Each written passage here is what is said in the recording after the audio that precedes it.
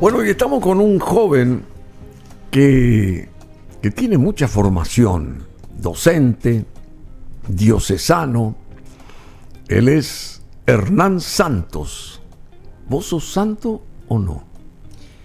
De apellido. De apellido. No, bueno, vos sos Santos. Santos de apellido. ¿Varios santos están detrás tuyo o no? Acércate, por favor. Hernán, sí. ¿Cómo te va? Un placer. El placer es mío, Bruno.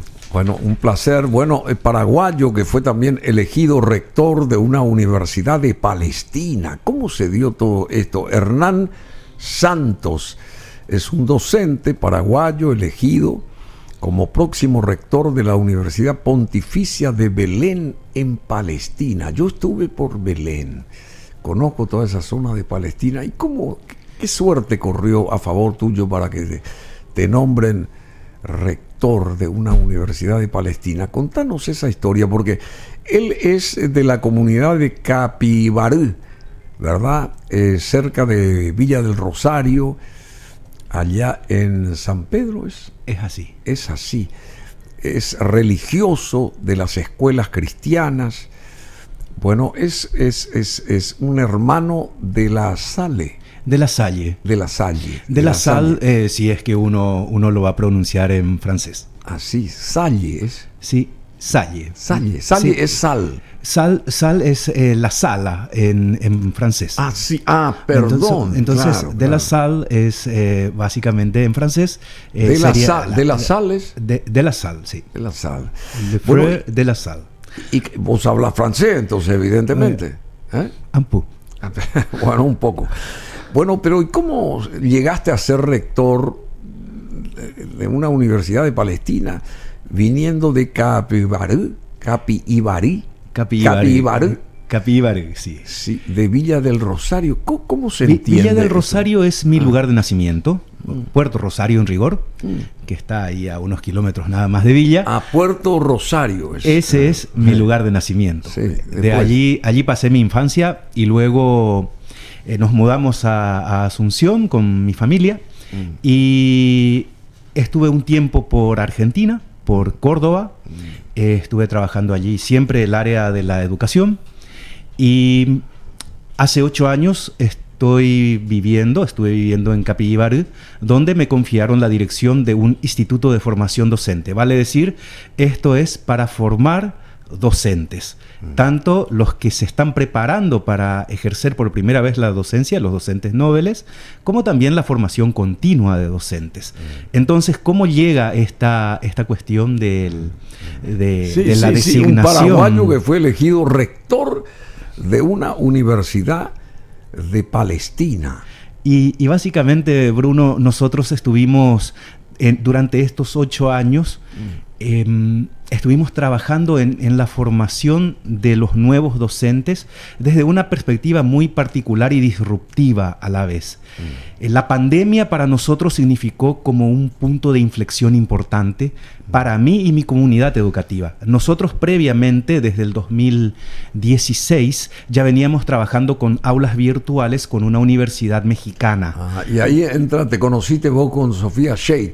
Sí, nosotros nos conocimos con Sofía dentro ya de este proceso. De este proceso, ¿verdad? Dentro de este proceso.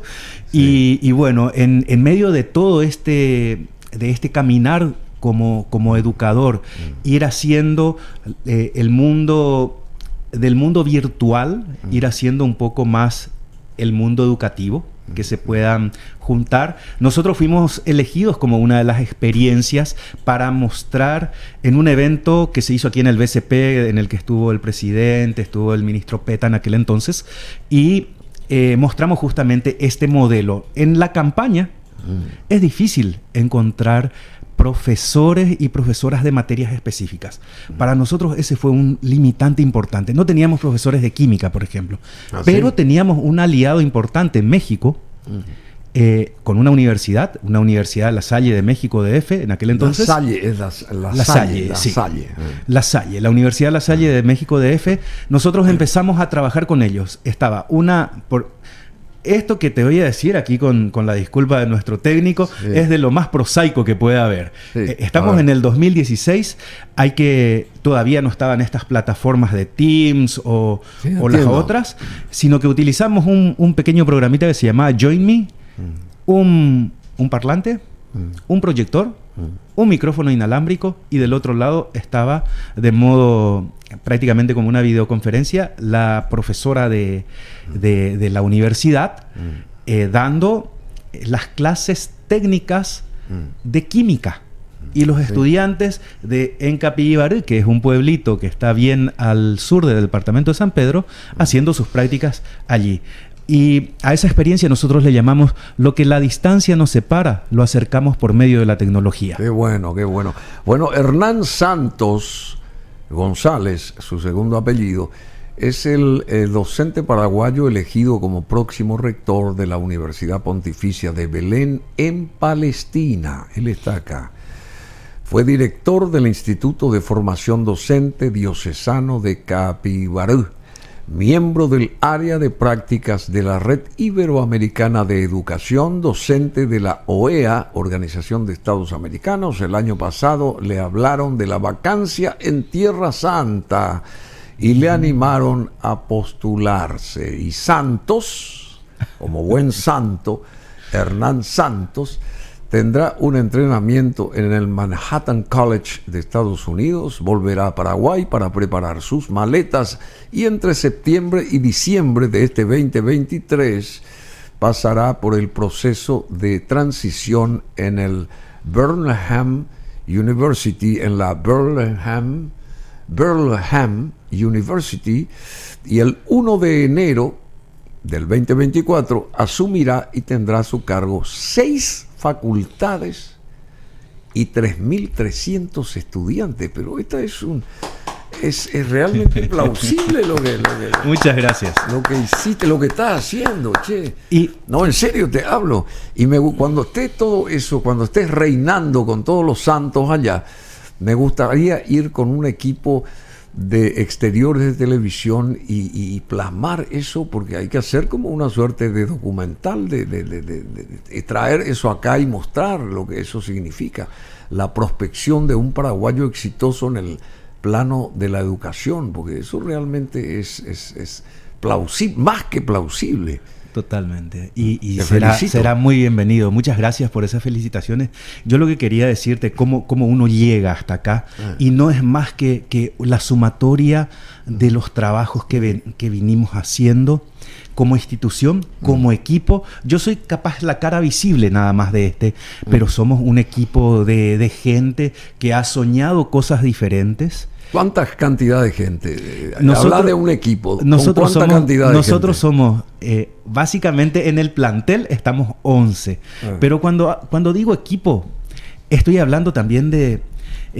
una de las cosas que decía por allí era que el paraguayo es talentoso. Y tenemos paraguayos súper talentosos entre nuestros estudiantes.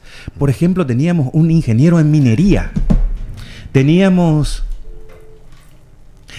una profesora de danza. Teníamos gente que directamente estaba trabajando ya con niños. Sí. Y esto, el equipo se agranda porque sabemos que una de las core competences que hemos trabajado justamente tiene que ver con el talento humano. Entonces eso es fundamental. Nuestros jóvenes son súper talentosos. Hay que darles cancha, hay que darle lugar para que se puedan lucirse. Y esto fue lo que es como sumatoria termina en esta postulación y después me llevan o me van a llevar allá. ¿Pero fuiste ya físicamente o no? Sí, ya estuve como turista, obviamente. ¿Y qué te pareció todo ese muy ambiente? Seco. Nosotros acostumbrados al verde aquí. Claro. Pero bueno. Bueno, Héctor Hernán Santos, con Hernán Santos estamos. ¿Y cómo ha sido el trabajo en el Instituto de Formación Docente Diocesano de Capibarú? ¿Cómo es ese trabajo? Él también allá. Como te decía, Bruno, esto ha empezado hace tiempo, pero fue tomando cada vez más forma en la pospandemia. Nosotros ya estábamos listos. Sí. La pandemia para nosotros como que pasó por un tubo, básicamente, porque ya mis docentes, siempre le digo así, y los estudiantes de mi institución, ya veníamos trabajando en plataformas digitales. Entonces, cuando llegó la pandemia y se cerraron las escuelas y todo el mundo entró en crisis, nosotros... Empezaron a trabajar ustedes. Nosotros empezamos a reimaginar Claro. ¿Cómo podría ser una nueva educación a través de lo virtual, digamos, ¿verdad? Y pensar y soñar también lo virtual con lo presencial. Sí, sin apearse del sistema tradicional formativo, digamos, ¿verdad? Se unió la tecnología a lo que se tenía. A lo que se tenía. Siempre. Pero hay como una... Aquí me gustaría hacer como un primer punto respecto a la pregunta, ¿no? Sí. Disrupción es una palabra clave. Disrupción es cuando uno viene caminando o andando por una senda y de repente da un volantazo para cambiar hacia otro lugar, para tomar otro rumbo. Otro rumbo. En ese sentido, la disrupción que nosotros hemos hecho es respecto del modelo tradicional. Y el modelo tradicional es este en el cual el profesor se para delante de un grupo de jóvenes, de chicos, y empieza a hablar, a explicar conceptos, cosa que ya para nosotros eso pasó a un segundo plano. Nosotros consideramos hoy que con el advenimiento de Internet y la tecnología, toda la tecnología junta del siglo XXI, todo ese material que tiene que ver con los conceptos ya lo tenemos en Internet, en YouTube, y lo que hay que hacer en la presencialidad tiene que ver con trabajar otro tipo de competencias y habilidades. Esa es la mayor disrupción que tenemos, y en inglés a eso se le tiene un denominador, se le llama Flip Classroom, vale decir... Flip Classroom. Sí. Así. Aulas invertidas. Aulas invertidas. Aulas invertidas. Sí. Bueno, muy bien. Decime, a vos te visibilizaron. Sí. A nivel nacional e internacional. Esas experiencias tuyas significativas, es más o menos lo que estás diciendo, porque esas experiencias hicieron que te visibilicen desde latitudes tan lejanas como la de Palestina, por ejemplo, donde vas a ir a formar parte de una universidad como rector, nada más y nada menos, y vas a tener seis facultades a tu cargo y 3.300 estudiantes. A tu criterio, a ver, haciendo un rebobinaje rápido, nomás desordenado, ¿cuáles han sido esos pasos a través de los cuales esa gente te marcó a vos en el sentido positivo, te eligió a vos para que vos vayas allá y comandes una universidad en Palestina? Básicamente tiene que ver con, creo yo, la visibilidad a nivel latinoamericano. Esto es por medio de la Red Iberoamericana de Educación Docente, la RIED, que pertenece a la OEA. Nosotros hemos ganado unos fondos semilla allí de $10,000. ¿Sí? Y ese proyecto fue como un proyecto insignia para la OEA, para esta organización. Y se han unido a ellos desde varios países vecinos. Este mismo proyecto de disrupción del cual te hablaba estuvo, digamos, avalado por el Ministerio de Educación y Ciencias, y esto debo agradecer al MEC que me haya permitido probar el modelo. Y una vez que hemos probado el modelo y empezamos a mostrar los resultados, pues nos llamaron desde Uruguay, desde Colombia, fui a México, a varias universidades mexicanas. O sea que tuviste una experiencia internacional física también. Desde luego. O sea, fuiste a México, fuiste de paseo, me decís vos, a Palestina, a esa zona de Medio Oriente antes, Pero a nivel profesional, aparte de México, ¿a qué otros países fuiste? Y seguramente en ellos te sumaste formación. Totalmente. Por ejemplo, Argentina, ¿estuviste en Argentina? Estuve en Argentina. En Argentina estuve como docente. Docente. Como docente. Siempre me ha gustado mucho. Yo soy informático de profesión. Mi primera profesión es de informático. Entonces... Por ahí hubiéramos comenzado. Allí va un poco el mundo, o sea, la pasión por la tecnología educativa. ¿Qué es la docencia para vos? ¿Qué es ser docente? Yo entiendo por la docencia que es el mayor acto de amor que uno puede tener en este mundo, porque así lo vivo. Es esta condición de pensarse desde el lugar del otro. Es esta condición desde el cual uno profundamente tiene que promover, por ejemplo, el diálogo, aprender a escuchar más de lo que uno habla, aprender a ponerse en el lugar de los jóvenes, por ejemplo. Hoy en día nuestros jóvenes no tienen muchos interlocutores con quienes conversar, a veces en su casa, y eso es, la docencia pasa por ese acto de amor, de saber recibirle a aquella persona así como es. Es escucharle, es ponerse, es ser empático con ellos, es abrirle cancha, Bruno. Nosotros como docentes, voy a usar un término que un amigo mío, a quien mando saludo, Alejandrino Acuña, suele utilizar mucho. Él dice, nosotros tenemos que ser como los directores técnicos en un partido de fútbol, que es la educación. El partido de fútbol es la educación. Claro, hay que jugar un partido a favor de la educación, sería. Sí, pero en este partido de fútbol, quienes entran a la cancha a lucirse, no es el director técnico, sino son los alumnos. Los alumnos. Entonces, todo tiene que girar en torno al alumno, no a los docentes. Los docentes debemos ser como los directores técnicos, como las bisagras que marcan las estrategias de juego. Las estrategias de juego. Decime, en esa ciudad, Capibarú, es ciudad, ¿verdad? Sí. Más o menos. ¿Qué población tiene esa? Mira, yo para los números soy malísimo. Más o menos. Pero todo el distrito está alrededor de las 60.000 personas. 60.000, bueno, bastante.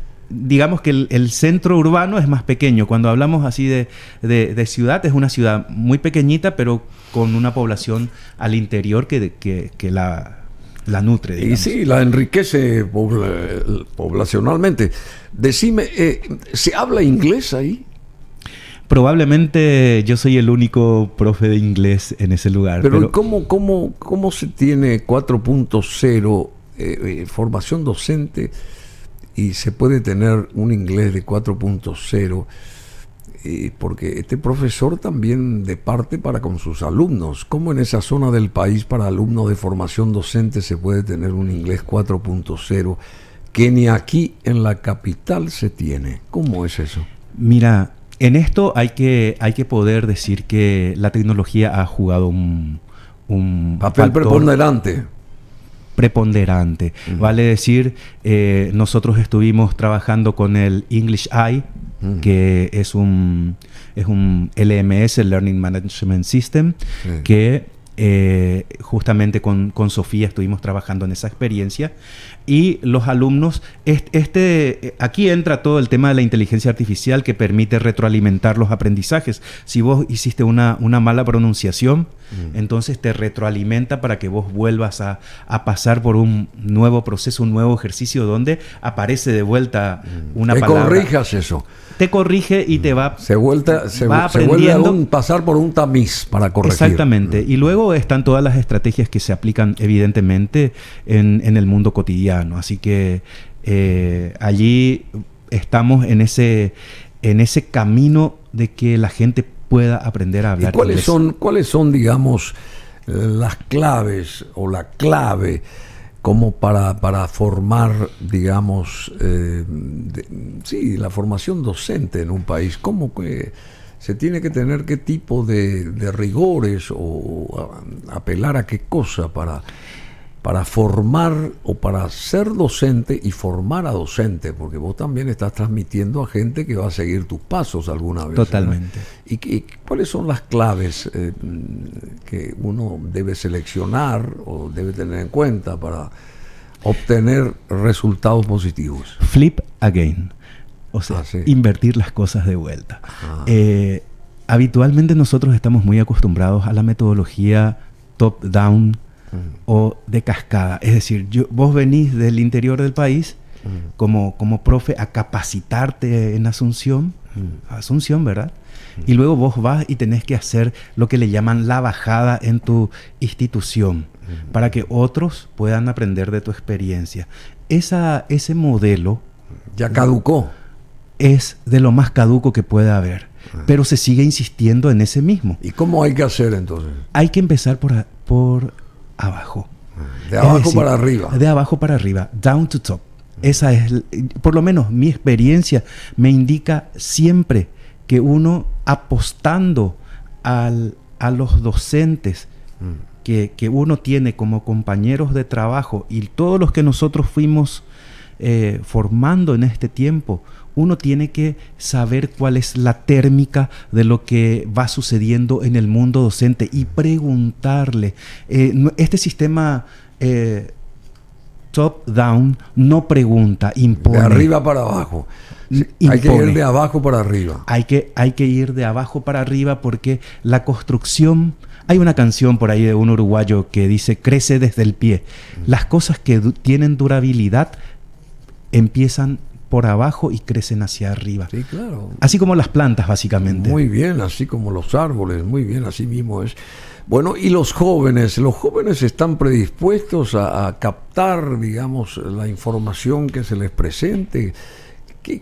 ¿Cuáles son los deseos de los jóvenes que se quieren formar, que se quieren nutrir y quieren experimentar, digamos, desafíos educativos superiores, digamos? Porque yo creo que todos los jóvenes son inteligentes, parto de esa base, y quieren buscar caminos que les hagan fácil el derrotero que tienen que emprender como seres humanos que están creciendo.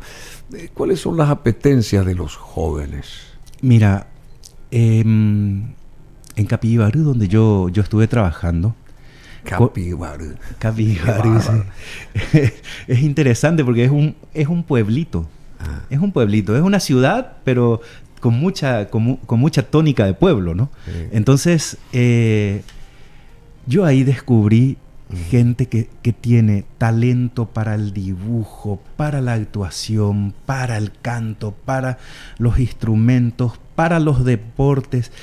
Es un hervidero, un ebullir de talentos. Qué interesante y yo estoy seguro que esa es nada más que una muestra de lo que somos como país y del potencial que tenemos como país respecto de nuestros jóvenes. ¿Qué les hace falta a nuestros jóvenes? Les hace falta oportunidad para brillar. Y la educación tiene que poder abrirle ese campo, porque, Bruno, tengo que decirte que en todo este tiempo, en todos estos 8 años, los jóvenes no han parado de sorprenderme. Te voy a dar un ejemplito nomás, te pido un minutito más de tu tiempo. Por favor. Para graficar un poco esto, porque el año antepasado, sí, desde el Ministerio de Educación me habían donado unas plaquitas que se llaman Microbit, unas plaquitas programables. Evidentemente nosotros no teníamos ningún profe que pueda enseñar propiamente sobre esa placa, porque era algo nuevo. Entonces, le había dicho yo a los jóvenes, miren, preséntenme un proyecto de cómo se puede utilizar esta placa con un beneficio didáctico. ¿Cómo lo pueden usar ustedes en el aula? Claro, con un beneficio didáctico. Así como suena. ¿Y qué te respondió esa gente? Les dije, nos vemos, tienen 6 meses, un semestre para hacer todo el proyecto, para diseñarlo, para sistematizarlo, para usarlo en el aula y que me puedan reportar. 6 meses. Al término de los 6 meses, vinieron estos jóvenes. Tenemos nuestro canal de YouTube también donde se pueden ver estas experiencias. Vinieron estos jóvenes y trajeron unos juegos didácticos con las placas de microbit.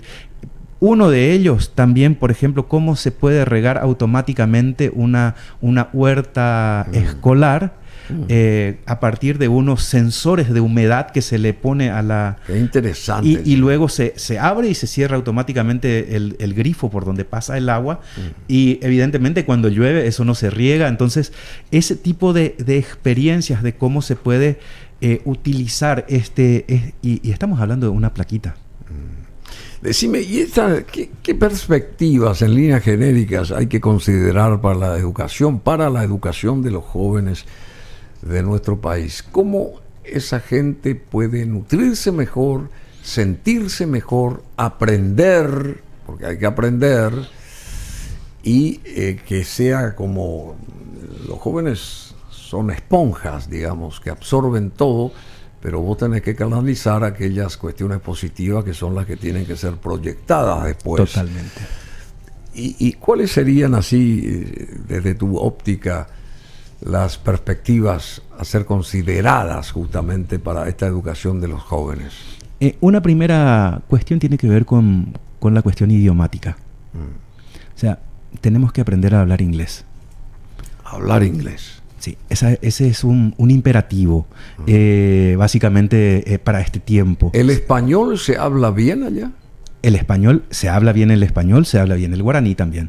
Sí. Y como somos bilingües, tenemos un plus. Podemos aprender una tercera lengua, sí, claro, porque hay muchos fonemas en guaraní que son básicamente distintos si un argentino quiere hablar guaraní, muchas veces le cuesta, por ejemplo, esto, capibaru, el u no le suena. No le Entonces sale. Dice capibarí, dicen mis amigos argentinos. Entonces, una primera cuestión es, si te parece muy difícil aprender inglés, aprendete italiano.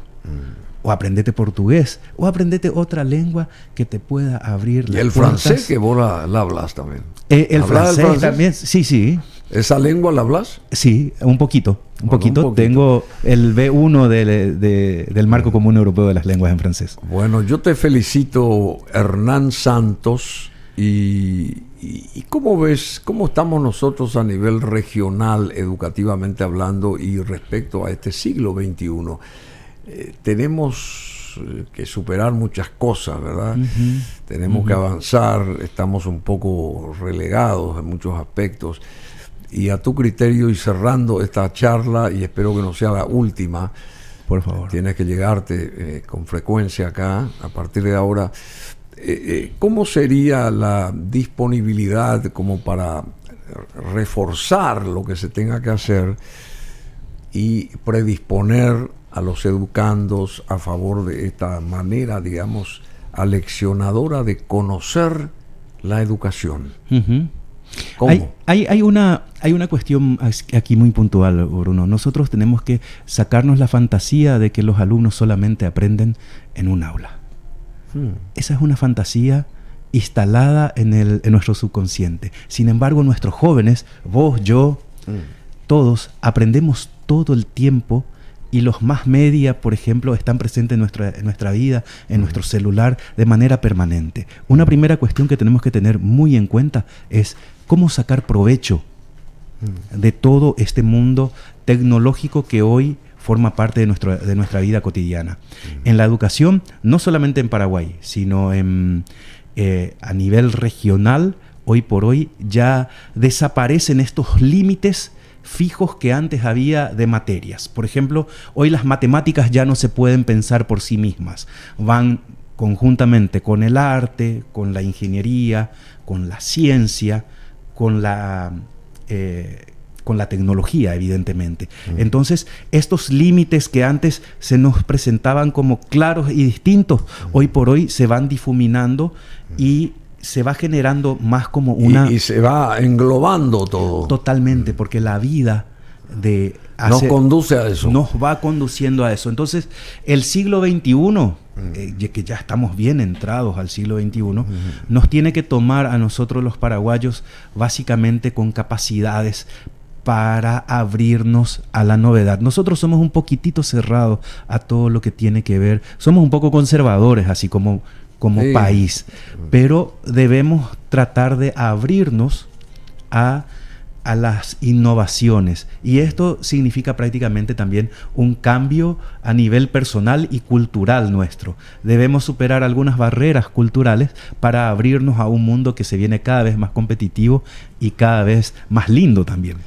Bueno, yo te felicito, Hernán Santos, y espero que también empieces a preparar ciertos materiales de Paraguay, porque allá te van a preguntar cuando estés en Palestina, en Belén, y vas a ser el rector, vos tenés que decir, bueno, yo vengo de un país de Sudamérica que lo describo de esta forma, ese tipo de cosas, ¿verdad? Vas a empezar ya a coleccionar todo tipo de documentación como para irte munido de lo que significa Paraguay, y también proyectar desde allá lo que nosotros podamos captar y necesitar acá, ¿verdad? Para acompañar el crecimiento de los alumnos de la educación acá. Desde allá vos acompañás que esto también vaya creciendo. Esto que vos decís es sumamente importante, Bruno.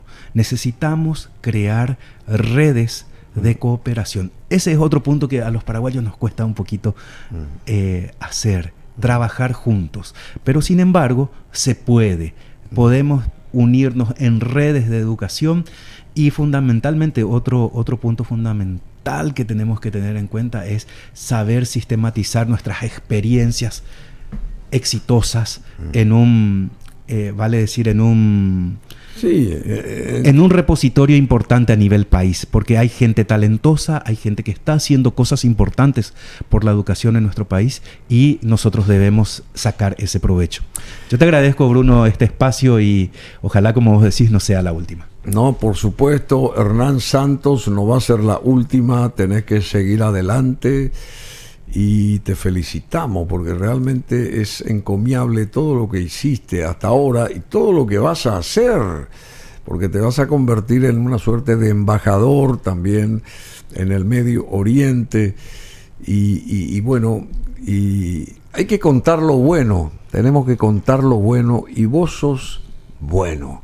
Así Gracias que te por felicitamos realmente, Hernán Santos. Saludos a toda la gente allá de tu comarca de Capibarú, de San un Pedro, saludo eso. muy San Pedro. ¿Cuántos años vos viviste ahí?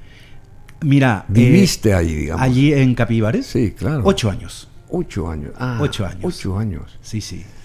Pero vos naciste ahí. Yo nací en Puerto Rosario. Pasa que el departamento de San Pedro es enorme. Sí. Entonces, tal es así que se divide en San Pedro Norte y San Pedro Sur.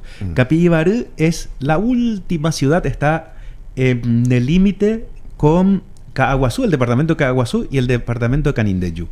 Tal es así que de Caaguazú, de la ciudad de Caaguazú, nosotros estamos a 1 hora 20 en auto. De Curuguatú estamos a 45, 50 minutos. De Santaní estamos a 1 hora y media, y de Coronel Oviedo, por ejemplo, a 1 hora y media, 1 hora 45. Es decir, ahí es un lugar bastante interesante.